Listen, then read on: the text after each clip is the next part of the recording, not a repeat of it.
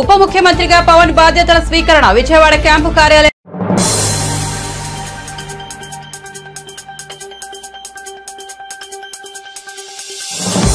Welcome to news alerts. AP కొత్త డీజీపీగా ద్వారకా తిరుమలరావు నియమితులయ్యారు. ప్రస్తుతం ఏపీఎస్ఆర్టీసీ ఎండీగా విధులు నిర్వహిస్తున్న ద్వారకా తిరుమలరావును డీజీపీగా ప్రభుత్వం నియమించింది. ఈ మేరకు రాష్ట్ర ప్రధాన కార్యదర్శి నీరబ్ కుమార్ ప్రసాద్ బుధవారం రాత్రి ఉత్తర్వులు జారీ చేశారు. ఈ నిర్ణయం తక్షణమే అమల్లోకి వస్తుందని తెలిపారు. ద్వారకా తిరుమలరావు 1989 బ్యాచ్ కు చెందిన ఐపీఎస్ అధికారి. తిరుమలరావు 2021 జూన్ నెలలో ఐపీఎస్ ఆర్టీసీ ఎండీగా నియమితులయ్యారు. ఆర్పీ ఠాకూర్ పదవీ కాలం మే 31న ముగియడంతో ఈయనకు అప్పటి వైఎస్ జగన్ ప్రభుత్వం ఆర్టీసీ ఎండీగా నియమించింది. గత 3 ఏళ్లుగా ఆయన ఆర్టీసీ బాధ్యతలు నిర్వహిస్తున్నారు. అంతకుముందు రైల్వే శాఖ డీజీపీగా ఉన్నారు. విజయవాడ సిపిగానూ పనిచేశారు.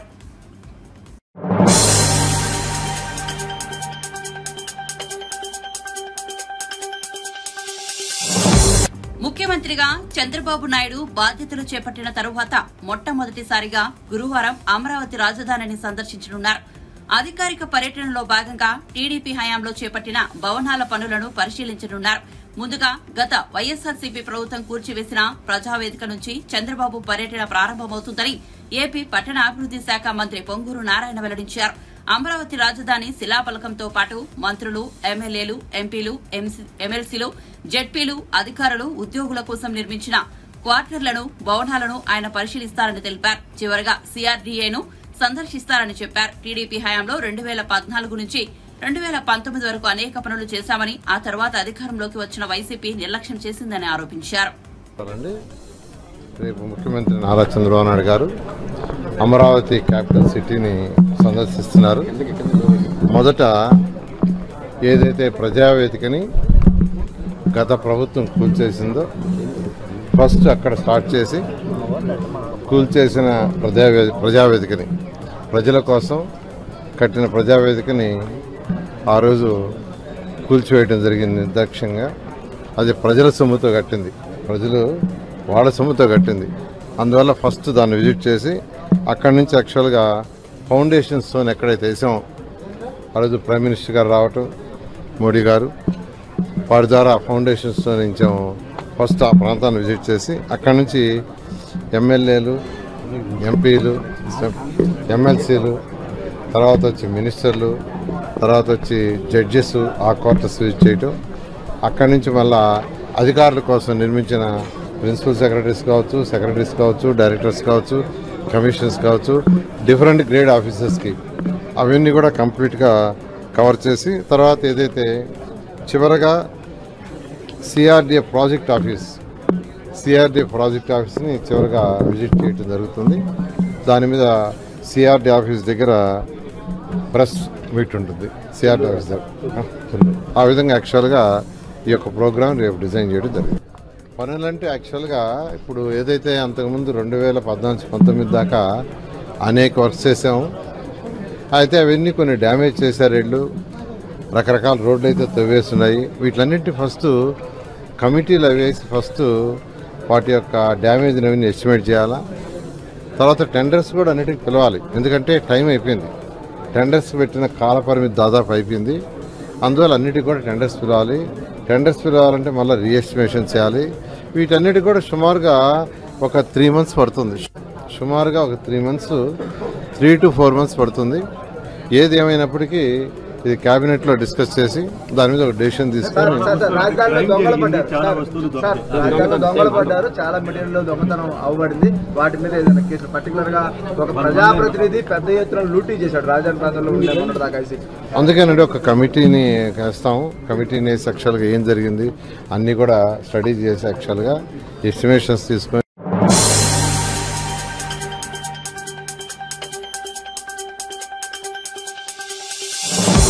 హంతకులు మళ్లీ చట్టసభలకు వెళ్లకూడదనే తాను కడప పార్లమెంట్ స్థానానికి పోటీ చేశానని కాంగ్రెస్ పార్టీ ఏపీ అధ్యక్షురాలు వైఎస్ షర్మిల తెలిపారు. విజయవాడలో ఆమె మీడియా సమావేశం ఏర్పాటు చేసి మాట్లాడారు. ఎన్నికల్లో వైఎస్ఆర్సీపీ నేతలు విపరీతంగా డబ్బులు పంపిణీ చేశారని షర్మిల ఆరోపించారు. అధికార పార్టీకి వ్యతిరేకంగా ఓటు వేస్తే సంక్షేమ పథకాలు నిలుపుదల చేయడంతో పాటు దాడులు చేసి అక్రమ కేసులు పెడతారని కడప ప్రజలు భయపడ్డారని చెప్పారు. తాను కడపలో కేవలం 14 రోజులే ప్రచారం చేశానని, గ్రామీణ ప్రాంతాల్లో తాను పోటీ చేస్తున్నట్లు చాలా మందికి తెలియదన్నారు. హంతకుల పాపం పండే రోజు వస్తుందని వ్యాఖ్యానించారు. ఎన్నికలు ఏ పద్దతిలో నిర్వహించాలన్న అంశంపై మేధావులు సుప్రీంకోర్టు కలిసి చర్చిస్తే బాగుంటుందని ఆమె సూచించారు. కాంగ్రెస్ పార్టీ ఒక జాతీయ పార్టీ అని, ఇటువంటి పార్టీలో ఏ నిర్ణయం తీసుకున్నా దానికి ఒక కమిటీ ఉంటుందని చెప్పారు. ఎన్నికల్లో సీట్లు ఎవరికి ఇవ్వాలి, ఏ ప్రాతిపదికన ఇవ్వాలనే అంశాన్ని అధిష్టానం నిర్ణయిస్తుందన్నారు. సీట్లు సరిగా ఇవ్వలేదని కొంతమంది చిల్లర ఆరోపణలు చేస్తున్నారని మండిపడ్డారు. డబ్బులు పని చేయకపోతే బెదిరించారు, లేకపోతే కేసులు పెడతామని, స్కీములు తీసేస్తామని, ఇలాంటి ఎన్నో ప్రలోభాలకు కడప ప్రజలు గురయ్యారు. ఇవన్నీ కూడా పనిచేశాయి. నేను కడపలో గెలవకపోవడానికి కారణం టైం అనే నేను అనుకుంటున్నాను. బికాస్ నేను కడపలో తిరిగింది కేవలం 14 రోజులు మాత్రమే. 14 రోజులు క్యాంపెయిన్ చేశాము. మిగతా టైం స్టేట్ వైడ్ క్యాంపెయిన్ చేశాము. మేము 14 రోజులు ఎంత కష్టపడినా కూడా we were not able to cover most of the geographical area. చాలా మటుకు రూరల్ ప్రాంతాలలో కనీసం రాజశేఖర రెడ్డి బిడ్డ పోటీ చేస్తుంది అన్న విషయం కూడా చాలా మందికి తెలియలేదు. మేము పోటీ చేసింది కూడా ఎలాగైనా సరే మళ్ళీ హంతకులు హత్య చేపించిన వాళ్ళు చట్టసభలకు వెళ్ళకూడదు అని ఉద్దేశంతో మాత్రమే పోటీ చేయడం జరిగింది. సరే, అది జరగకపోయి ఉండొచ్చు, కానీ ప్రజల కంటే పైనున్నది దేవుడు. ఐఎమ్ వెరీ ష్యూర్ వాళ్ళ పాపం పండుతుంది. పండే రోజు కోసం దేవుడు కూడా ఎదురు చూస్తున్నాడని నా అభిప్రాయం. ఏ సిస్టమ్ బెస్ట్ అన్నది ఐ ఫీల్ మేధావులు కూర్చొని సుప్రీంకోర్టుతో సహా, ఇదంతా దేశానికి సంబంధించిన విషయం కాబట్టి ఓ నిర్ణయానికి వస్తే దేశ ప్రజలు హర్షిస్తారన్నది నా అభిప్రాయం.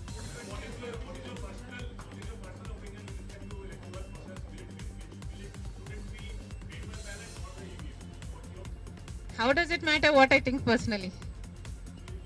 జాతీయ పార్టీ కాంగ్రెస్ పార్టీలో ఏ నిర్ణయం తీసుకున్నా కాంగ్రెస్ పార్టీలో ఒక ఇండివిజువల్ తీసుకునే పరిస్థితి ఉండదు.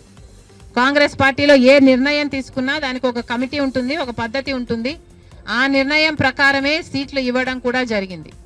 మిగతా వాళ్ళు అంటారా, వాళ్ళు చేసే చిల్లర అలిగేషన్లకు నేను సమాధానం చెప్పాల్సిన అవసరం ఉంది అని, నేను సంజాయిషి ఇవ్వాల్సిన అవసరం ఉంది అని నేను అనుకోవటం లేదు. Indiscipline will not be tolerated by the Congress party and severe action will also be taken.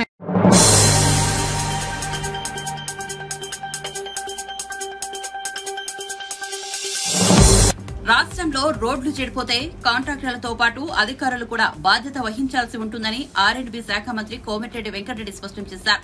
ఒకరిద్దరు అధికారుల వల్ల ప్రజల జీవితాలు ప్రభావితమైతే చర్యలు తప్పవని ఆయన హెచ్చరించారు. జాతీయ రహదారుల నిర్మాణ పనుల్లో వేగం పెంచాలని ఆయన అధికారులకు సూచించారు.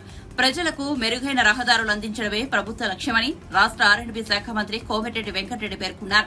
రాష్ట్రంలో నిర్మాణంలో ఉన్న జాతీయ, రాష్ట్ర, ఇతర రహదారులు, ఇతర భవన నిర్మాణ పురోగతిపై సచివాలయంలో మంత్రి విభాగాల వారీగా సమీక్ష నిర్వహిస్తున్నారు. తప్పకుండా ఎప్పటికప్పుడు పరిశీలి చేస్తూ ప్రజలకు ఇబ్బంది లేకుండా 10 ఏళ్ళకెళ్ళి రెన్యువల్ రేంజ్ రోడ్లు కూడా ఉన్నాయి తెలంగాణ. ఎవ్రీ 2 years ఒకసారి చేయాలి. జనరల్గా 5 years మినిమం రెన్యువల్ చేయాలి. 10 years రెన్యువల్ రాని రోడ్లు ఉన్నాయి. అది లిస్ట్ అవుట్ చేసినాం. ఫస్ట్ ప్రియారిటీ రేపు బడ్జెట్లో మా స్టేట్ బడ్జెట్లో పెట్టి 10 yearsకి అంటే ఎంత గుంతలు పడేది చెప్పండి. అందుకనే ఇలా ఫస్ట్ రివ్యూ అయినా ఇంత పెద్ద రివ్యూ ఎందుకు చేసుకున్నాం అంటే ఒక్కొక్కటి ప్రియారిటీ వేయంగా ముందు పోదాం. Thank you very much.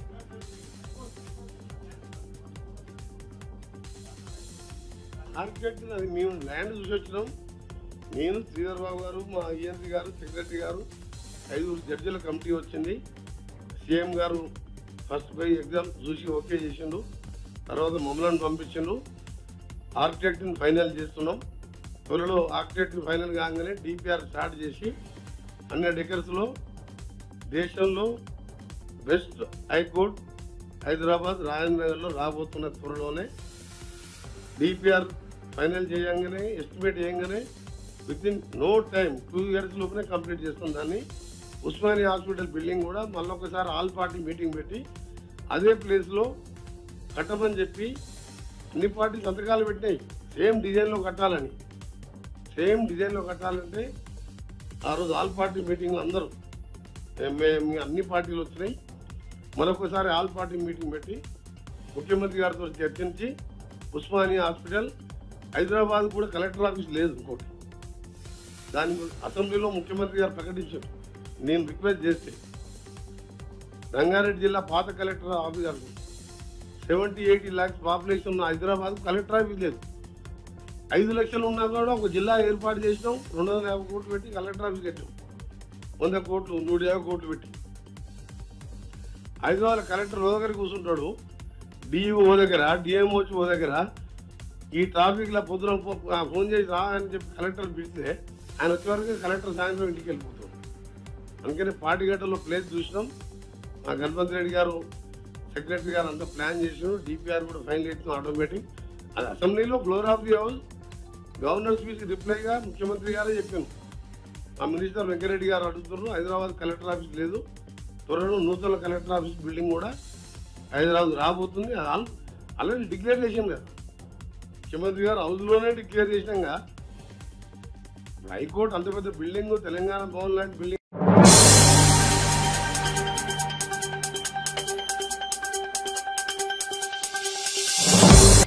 AP assembly తాజా ఎన్నికల్లో ఈవీఎంల ట్యాంపరింగ్ జరిగిందంటూ మాజీ సీఎం జగన్ చేసిన వ్యాఖ్యలపై సినీ నటుడు పృథ్వీరాజ్ మండిపడ్డారు. 2019లోనూ ఈవీఎంల ట్యాంపరింగ్ జరిగిందా అని ప్రశ్నించారు. ఓటమిని ప్రజలు తీర్పుగా వైఎస్ఆర్సీపీ అంగీకరిస్తే హుందాగా ఉండేదని ఆయన అభిప్రాయపడ్డారు. విజయవాడలో ఒక కార్యక్రమంలో పాల్గొన్న సందర్భంగా మీడియాతో పృథ్వీ మాట్లాడారు. 2019లో కూడా మరి ఈవీఎంల ట్యాంపరింగ్ అని చెప్పి మేము అనుకోవాలి. అప్పుడు ఏంటంటే నువ్వు ఓడిపోయావు, ఏం చేయాలంటే ప్రజల తీర్పుని స్వాగతించాలి. ఎక్కడైనా సరే ఇప్పుడు చంద్రబాబు నాయుడు గారు కానీ, రాజశేఖర రెడ్డి గారు కానీ, ఎన్టీ రామారావు గారు కానీ వీళ్ళందరూ ఎలక్షన్ రిజల్ట్ రాగానే వాళ్ళు ఏం చెప్పేవారు, ఇది ప్రజా తీర్పు, ప్రజల తీర్పుని మేము శిరసావహిస్తున్నాం, సో దీని మీద అనుమానాలు ఏమి లేవు, ప్రజలు మమ్మల్ని వద్దనుకున్నారు అని చెప్పి ఉంటే ఉందాగా అరే బ్రహ్మాండంగా మాట్లాడాడే అనేవారు. ఈవీఎంల ట్యాంపరింగ్ బీహార్ అయిపోయిందంటాడు ఒకడేమో శ్రీలంక అంటాడు, ఒకడేమో మేము మరి మీరు 151 అన్నప్పుడు ప్రజలు ఏం చేశారంటే 151లో 5 క్రెయిన్ పెట్టి లేపేశారు, మధ్యలో 5ని 11 ఉంచారు. సో ఇకనైనా వాళ్ళు నిర్మాణాత్మక ప్రతిపక్ష పాత్ర పోషించడానికి 18 కూడా లేవు. సో అటు పాలకపక్షమైనా ప్రతిపక్షమైనా మా పవన్ కళ్యాణ్ గారే ఒక అద్భుతమైన పరిపాలనకి నాంది పలికింది. అటు కూటమిలో రాష్ట్ర చరిత్రలో కానీ దేశ చరిత్రలో కూడా ఒక ముఖ్యమంత్రి ఫోటో ఉంటుంది పంచాయతీరాజ్ శాఖల్లో కానీ ప్రభుత్వ ఆఫీసుల్లో కానీ. ఈ రోజున ఒక పక్కన చంద్రబాబు నాయుడు గారు సీఎం, ఓ పక్కన పవన్ కళ్యాణ్ గారు డిప్యూటీ సీఎం, 2 ఫోటోలు ప్రతి ఆఫీసుల్లో ఉంటున్నాయి. ఇది ఒక శుభ పరిణామం. రాష్ట్రంలో కార్యకర్తలందరూ బ్రహ్మాండంగా మేము అద్భుతమైన ఏదైతే అనుకున్నామో దానికే మహిళలు అలాగే అన్ని కుల మతాలకు అతీతంగా మేము ఓట్లు ఇచ్చాం, దాని ప్రకారంగా పరిపాలన ఉంటుందని చెప్పి అందరూ ఆనందంలో ఉన్నారు.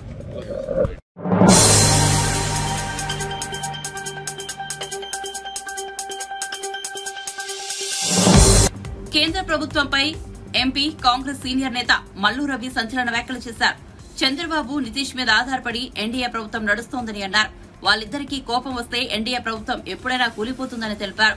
గాంధీ భవన్ లో గురువారం ఆయన మీడియాతో మాట్లాడుతూ మిత్రపక్షాల దయాదాక్షిణ్యాలపై మోదీ ప్రభుత్వం నడుస్తోందని విమర్శించారు. అన్ని 5 గ్యారంటీలు అమలు చేస్తున్నామని మేము చెప్తున్నాం, అయినా కాదని వాళ్ళు చెప్తున్నారు. ఇది కాకుండా రాహుల్ గాంధీ గారు ఇచ్చినటువంటి 5 గ్యారంటీలు కూడా ప్రజల్లో చైతన్యం తీసుకొని వస్తుంది. ఇప్పుడు ప్రభుత్వం ఏర్పడింది కానీ ఈ ప్రభుత్వం ఎంతో కాలం నిలబడదని మా మాజీ ఏఐసిసి అధ్యక్షుడు పార్లమెంటు సభ్యుడు ఇప్పుడు రాహుల్ గాంధీ గారు ఒక స్టేట్మెంట్ ఇచ్చారు. ఈ ప్రభుత్వం ఏ నిమిషంలోనైనా కూలిపోయే అవకాశం ఉంది, మళ్ళీ ఇండియా ప్రభుత్వమే ఏర్పడటానికి పరిస్థితులు ఆ రకంగా రాబోతున్నాయని రాహుల్ గాంధీ గారు చెప్పారు. పార్లమెంటు సభ్యుడిగా నేను, పార్లమెంటు సభ్యుడిగా అనిల్ కుమార్ యాదవ్ గారు మేము కూడా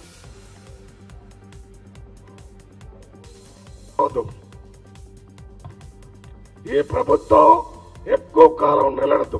ఇందుకనే చెప్పాను, అంటే మోడీ ప్రభుత్వం. ఎందుకనంటే మోడీ ప్రభుత్వం మన ఆంధ్రప్రదేశ్ లో ఉన్న చంద్రబాబు నాయుడు గారు, అదే రకంగా నితీష్ గారు దయాదాక్షిణ్యాల మీద నడుస్తుంది. వారికి ఏ నిమిషంలో కోపం వస్తే ఆ నిమిషంలో ఈ ప్రభుత్వం పడిపోతుంది.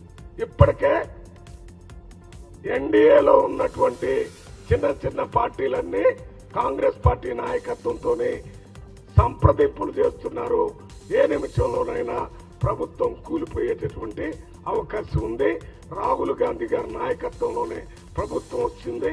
రాబోయేది ప్రభుత్వం, ఈ ప్రభుత్వం పడిపోతే వచ్చే ప్రభుత్వంలో రాహుల్ గాంధీ గారిని ప్రధానమంత్రిగా చూడాలని ప్రజలు, కాంగ్రెస్ పార్టీ ఎంపీలు, మన ఇండియా కూటమిలో ఉన్న నాయకులు కూడా ఎదురు చూస్తున్నారనే విషయాన్ని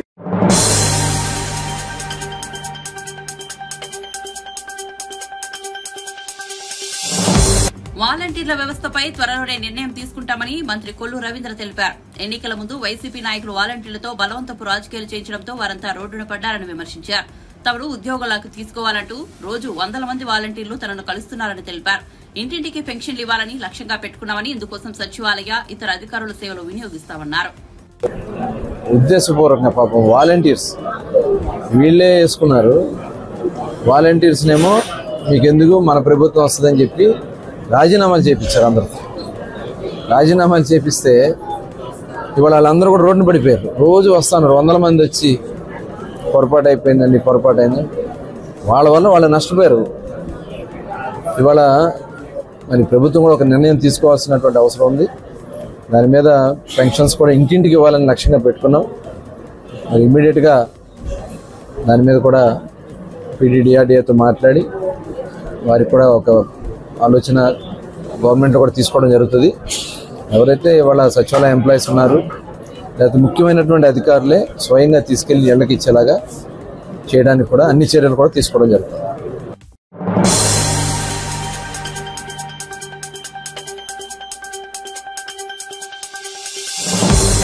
కాంగ్రెస్ ప్రభుత్వం ప్రజలకు ఇచ్చిన హామీలు నెరవేర్చే వరకు ప్రజల పక్షాన గర్జిస్తాం. కాంగ్రెస్ నేతలకు తప్పకుండా 7 చెరువుల నీళ్లు తాగిస్తామని బీఆర్ఎస్ ఎమ్మెల్యే పాడి కౌశిక్ రెడ్డి హెచ్చరించారు. తెలంగాణ భవన్లో పాడి కౌశిక్ రెడ్డి మీడియాతో మాట్లాడారు.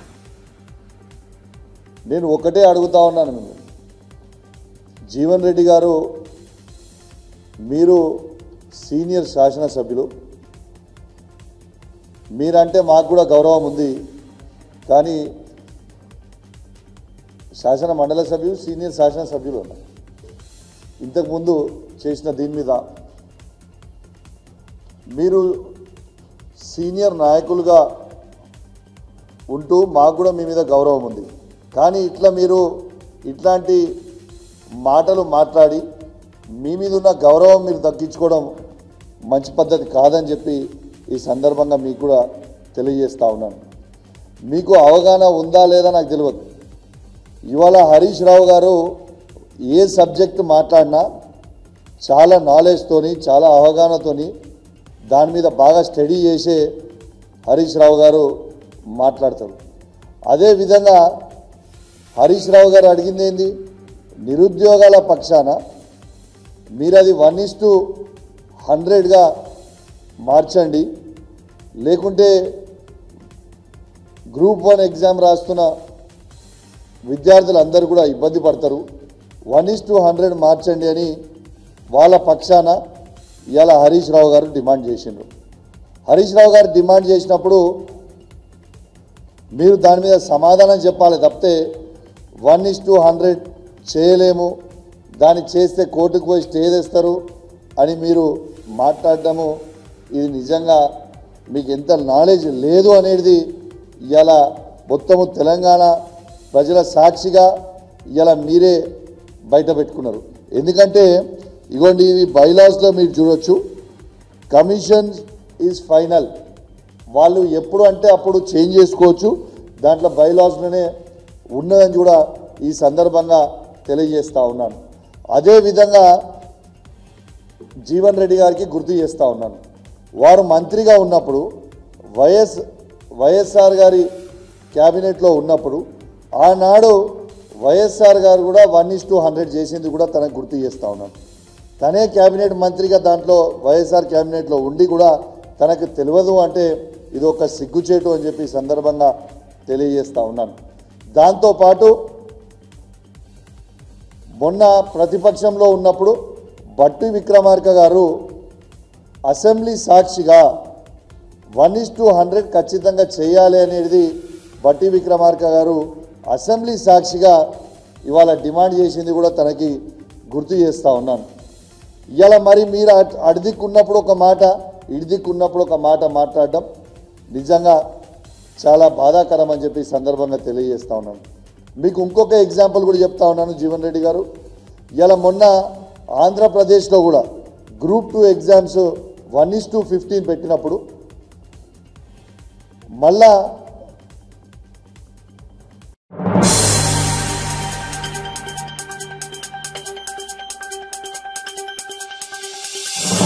తమిళనాడులోని కల్లుకుర్చి జిల్లాలో నకిలీ మద్యం తాగి 29 మంది మృతి, 60 మందికి పైగా ఆసుపత్రిలో చికిత్స పొందుతున్నారు. ఈ ఘటనపై సీరియస్ అయిన తమిళనాడు ముఖ్యమంత్రి ఎంకే స్టాలిన్ సిబి సిఐడి విచారణకు ఆదేశించారు. అదే సమయంలో కలెక్టర్ శ్రావణ్ కుమార్ జతావత్ పై బదిలీ వేటు వేయగా కల్లుకుర్చి జిల్లా ఎస్పీ సమయసింగ్ మీనాపై సస్పెన్షన్ వేటు వేశారు. కొద్ది రోజుల క్రితం తెలంగాణ ప్రభుత్వం కూడా సోమ్ డిస్టిలరీస్ అనేక ఒక నకిలీ మద్యం తయారీ సంస్థకు తెలంగాణలో మద్యం అమ్మకాలకు అనుమతులు ఇవ్వగా ప్రజల నుంచి తీవ్ర వ్యతిరేకత రావడంతో ఇచ్చిన అనుమతులు వెనక్కు తీసుకుంది.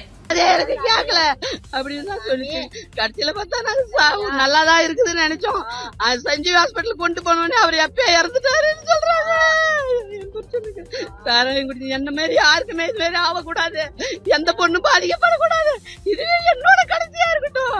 எந்த பிள்ளைகளும் இது மாதிரி அனாதி ஆகக்கூடாது, அப்பா சில பிள்ளைகளும் ஆகக்கூடாது. நாத்தனா பையனும் சாராயம் குடிச்சுதான் அவனும் இறந்துட்டான். அரியா பிள்ளைங்க அதுங்க 2 குழந்தைங்க இருக்குது. ஐயோ அது 2 பேரும் இங்க, இவங்க மட்டும் இல்ல இன்னும் 2 பேர் வேற கருணாபுரத்தில் செத்துட்டாங்க. இனிமேல் சாமி சாராயம் விற்க கூடாது, சாராயத்தால எந்த குடும்பம் பாதிக்கப்படக்கூடாது. ஐயோ சாமி ஏதாவது ஒரு நல்லது செய்யுங்க, எங்களை மாரி யாரும் இந்த மாதிரி ஆகக்கூடாதுங்க. எல்லா குடும்பத்தையும் நீங்க தாங்க பாதுகாக்கணும். வயிறு எரித்து எரித்து எரித்துனா கண்ணு தெரிய மாட்டேங்குதுமா, கண்ணு தெரிய மாட்டேங்குதுமா, கண்ணு தெரிய மாட்டேங்குதுமா. நீ ஏன்டா பையா குடிச்ச அப்படின்ட்டு இதுக்கு நடந்துகிட்டு மணி 12 மணிக்கு ஆஸ்பத்திரிக்கு ஜிஹெச் கொண்டு போனேன். என்னடா குடிச்சேன்னா சாராயம் தாமா குடிச்சேன், வயிற்ற பெரட்டுது கண்ணு தெரிய மாட்டேங்குது, வயிற்ற பெரட்டுது கண்ணு தெரிய மாட்டேங்குது.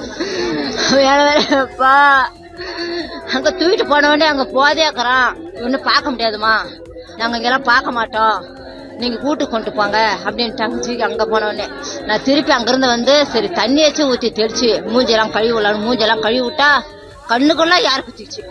அப்புறம் பயந்துகிட்டு திருப்பி பசங்க எல்லாம் இழுத்துக்கிட்டு அப்படி போறேன்.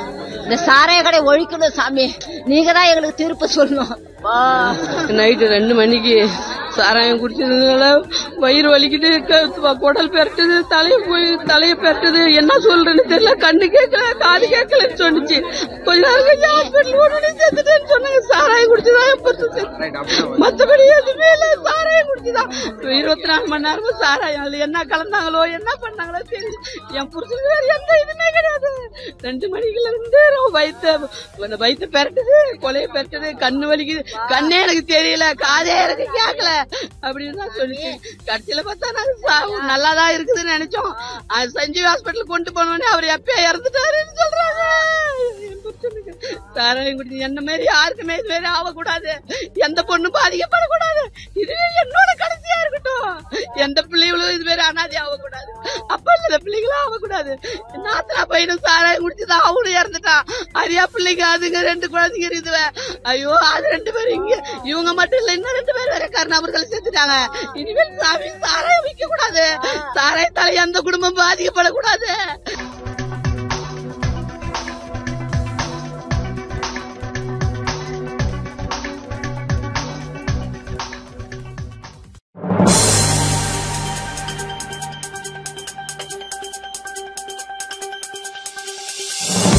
మెదక్ జిల్లా నర్సాపూర్ కొల్చారం మండలంలో రాష్ట్ర దేవాదాయ అడవి శాఖ మంత్రి కొండా సురేఖ పర్యటనలో ప్రోటోకాల్ వివాదం చోటు చేసుకుంది. మండల కేంద్రంలో ఎంపీడీఓ కార్యాలయాన్ని ఓడిపోయిన కాంగ్రెస్ అభ్యర్థి ఆవుల రాజురెడ్డితో ప్రారంభం చేయించాలని చూసిన మంత్రి కొండా సురేఖ స్థానిక ఎమ్మెల్యే తాను ఉండగా ప్రోటోకాల్ పాటించలేదని అడ్డుపడ్డ సునీత లక్ష్మారెడ్డి.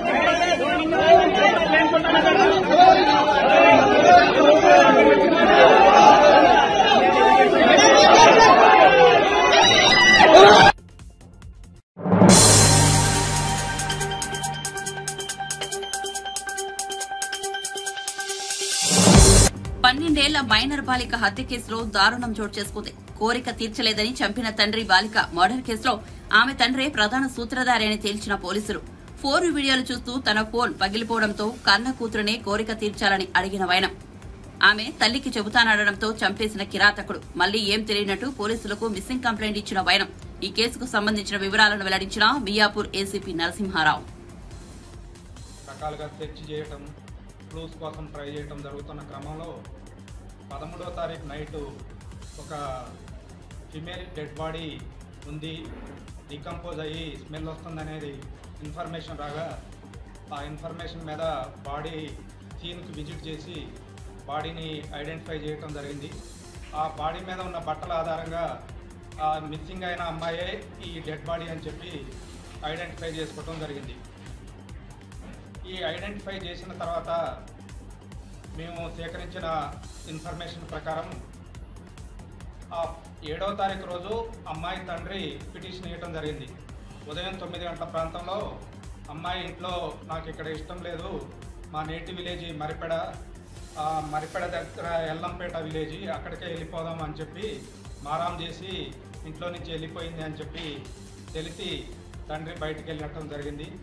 బయటికి వెళ్ళిన తర్వాత ఒక దగ్గర తండాలో కిరాణా షాపులు ఉంటాయి, నడిగడ్డ తండాలో ఆ కిరాణా షాపులు దాటిన తర్వాత ఒక ప్లేస్లో అమ్మాయి నిలబడి ఉంటే అమ్మ దగ్గరికి వెళ్దాము అని చెప్పి బండి మీద ఎక్కించుకొని టువర్డ్స్ మియాపూర్ వైపు తీసుకొని వెళ్ళటం జరిగింది.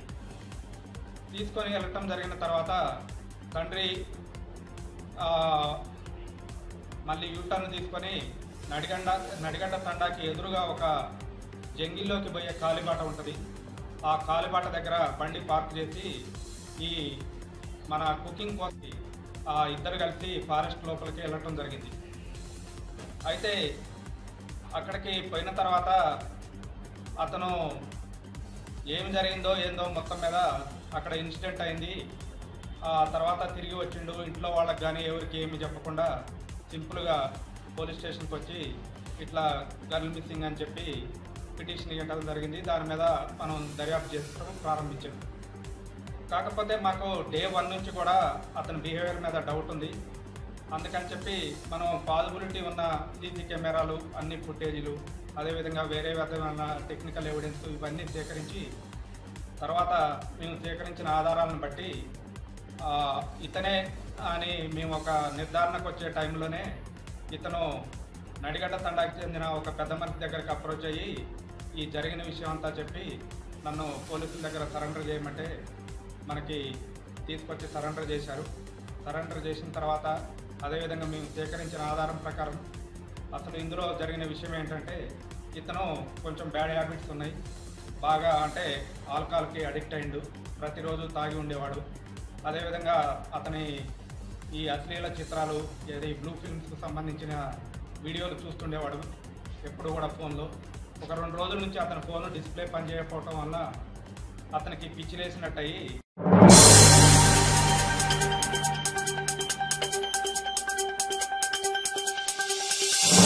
చంద్రగిరి ఎమ్మెల్యే పులివర్తి నాని మానవత్వాన్ని చాటుకున్నారు. పాకాల నుంచి తిరుపతికి వస్తున్న ఎమ్మెల్యే పులివర్తి నాని ఆయన ముందు వెళ్తున్న టమోటా ఎస్ వాహనం మామూలు సమీపంలో అదుపు తప్పి ప్రమాదానికి గురై బోల్తా పడింది. ఈ ఘటనలో డ్రైవర్ కిరణ్ కుమార్ వాహనంలో చిక్కుకున్నాడు. ఎమ్మెల్యే పులివర్తి నాని వెంటనే తన వాహనాన్ని ఆపి సిబ్బంది సహకారంతో కిరణ్ కుమార్ ను బయటకు తీసుకొచ్చారు. గాయాలైన కిరణ్ కుమార్ ను తన వాహనంలో ఆసుపత్రికి తరలించేందుకు ప్రయత్నం చేశారు. ఇంతలో హైవే ట్రోలింగ్ వాహనం రావడంతో కిరణ్ కుమార్ ను హాస్పిటల్కు తరలించారు. మెరుగైన వైద్యం అందించాలని ఎమ్మెల్యే పులివర్తి నాని వైద్యులకు సూచించారు. జాతీయ రహదారిపై అత్యంత జాగ్రత్తగా ప్రయాణించి సురక్షితంగా గమ్యం చేరుకోవాలని ప్రయాణికులకు ఆయన సూచించారు. వాహనదారులు భద్రతా ప్రమాణాలు పాటించాలని కోరారు.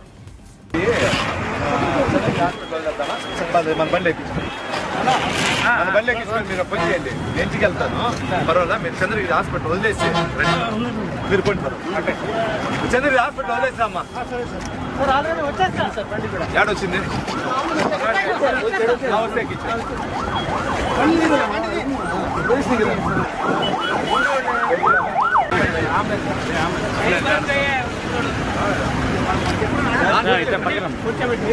కాదన్నా నేనేం చెప్తానంటే మన జీప్ ఎత్తుకుని వదిలేద్దాం అంబులెన్స్ లేట్ అవుతుంది బాబు నేను పోతా అన్నా అన్న ముందు అన్నా